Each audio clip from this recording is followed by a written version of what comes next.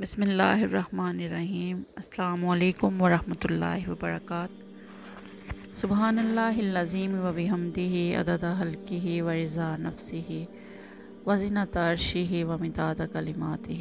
اللہم صلی علی محمد وعلی آل محمد وبارک وسلم صلی اللہ علیہ وعلی آلہ وسلم۔ رب اشرح لی صدری ویسر لی امری واحلل عقدۃ من لسانی یفقہوا قولی۔ اللہم انی اسألک علما نافعا وعملا متقبلا ورزقا طیبا۔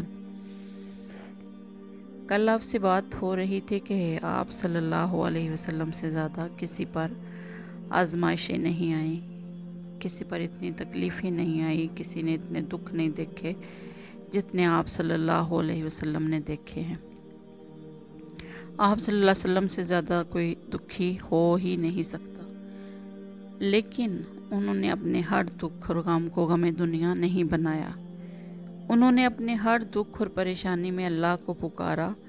ہر پریشانی میں فرماتے اللہ اللہ ربی لا اشرک بہ شیئا۔ بے قراری میں بھی، پریشانی میں بھی، مصیبت میں بھی یہ کلمات کثرت سے پڑھتے اللہ اللہ ربی لا اشرک بہ شیئا۔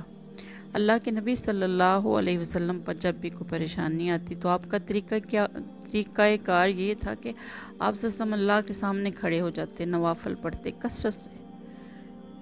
آپ کے پاؤں مبارک سوج جاتے، اتنا لمبا قیام کرتے، اتنے لمبے سجدے کرتے، اپنی مشکل کا حل مانگتے، اللہ سے صبر مانگتے، استقامت مانگتے، اور ہمارے لیے اپنی زندگی کو بہترین نمونہ کے طور پہ چھوڑ گئے کہ ہمیں بھی یہ چیزیں دیکھنی چاہیے کہ ہم نبی صلی اللہ علیہ وسلم کے امتی ہیں، ان سے محبت کے دعوے دار بھی ہیں، تو ہمارا عملی زندگی میں کردار کیسا ہونا چاہیے۔ ہم پر جب کوئی مصیبت آئے تو فوراً پیارے نبی کی پیاری زندگی کو سامنے رکھیں اور سوچیں کہ ان سے زیادہ تکلیفیں تو کسی پہ نہ آئیں، ان سے زیادہ دکھ تو کسی نے نہ دیکھے، ان سے زیادہ تو کسی کو نہ ستایا گیا، ان سے زیادہ تو کسی کو نہ رلایا گیا۔ تو کیا ہمارے دکھ، ہماری پریشانیاں آپ صلی اللہ علیہ وسلم سے بڑھ کر ہیں؟ تو پھر اپنے اندر صبر پیدا کریں، نبی محترم کے صبر کو یاد کر کے، آپ صلی اللہ علیہ وسلم کے ان طریقوں کو یاد کریں مصیبت کے وقت کہ جب ان پر کوئی مصیبت یا پریشانی آتی تو وہ کیا کرتے تھے اور ہمیں کیا کرنا چاہیے۔ پھر ویسا ہی کریں جیسے نبی محترم نے کیا، ان کے ہر عمل پہ عمل کی کوشش کریں، ان کے ہر عمل پہ ان کا ہر عمل ہمارے لیے بہترین نمونہ ہے۔ نبی محترم کے ہر عمل پہ رب العزت راضی تھے، اسی لیے تو اللہ نے انہیں اپنا محبوب بولا، اور ہماری سب سے بڑی خوش قسمتی یہ ہے کہ ہم نبی محترم کے امتی ہیں الحمدللہ۔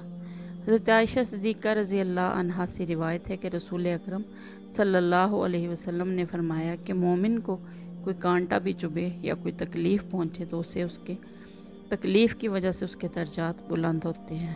اگر وہ بیمار ہوتا ہے تو اس کی بیماری بھی اس کے گناہوں کا کفارہ بن جاتی ہے، بشرطے کہ وہ ایمان والا ہو۔ یہاں اس حدیث پہ تھوڑا سا غور کریں کہ لفظ مومن آیا ہے کہ مومن کو کوئی کانٹا بھی چبھے، تو ہم اپنے اندر جھانکیں کیا ہم واقعی حقیقی معنوں میں مومن ہیں کہ ہم اللہ اور اس کے رسول پر ایمان رکھتے ہیں؟ کیا ہمارا طریقہ کار، ہمارے روزمرہ کے معمولات ایسے ہیں جیسے نبی علیہ السلام نے ہمیں بتایا یا ہمیں کرنے چاہیے؟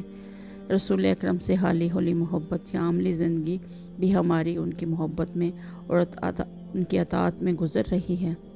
اللہ رب العزت ہمیں اپنی اطاعت میں مصروف رہنے اور گناہوں سے بچنے کی توفیق عطا فرمائے، آنے والی ہر مشکلات پر صبر کی توفیق عطا فرمائے، آمین یا رب العالمین۔ السلام علیکم ورحمۃ اللہ وبرکاتہ۔